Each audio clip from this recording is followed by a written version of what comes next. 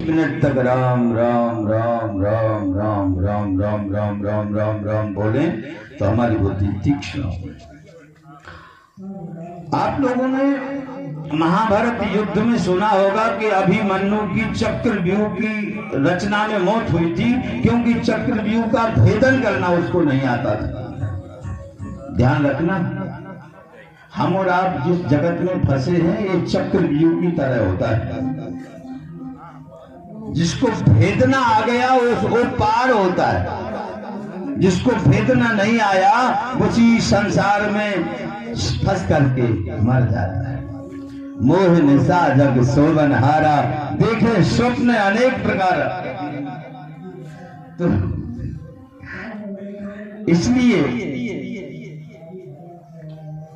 सुतीक्षण जी हमारे आपके जैसे नहीं थे। सुतीक्षण जी की तीक्ष्ण बुद्धि इस संसार को भेद करके ईश्वर में समर्पित हो गई।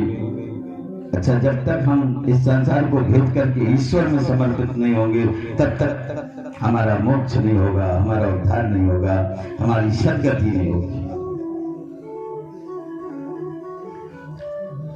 सुतीक्षण की बुद्धि, नाम सुतीक्षण रति भगवान, रति कहते प्रीति को, ऐसी प्रीति जिसमें सुतीक्षण अपने आप को भूल गया। सुतीक्षण के गुरुदेव ने सुतीक्षण की प्रीति को देख करके परमात्मा को मांग लिया।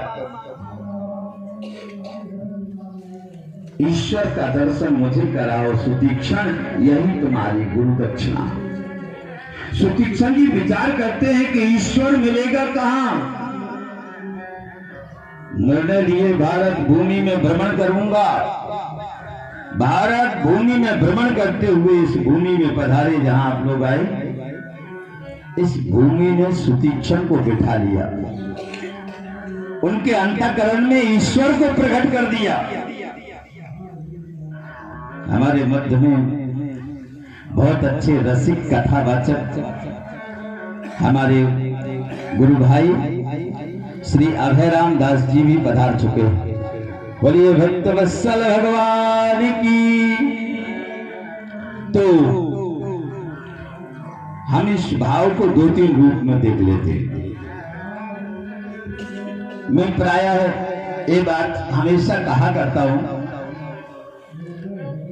सुतीक्षण जी के अंतरंग भक्ति के वेग को गुरुदेव ने दर्शन किया, देखा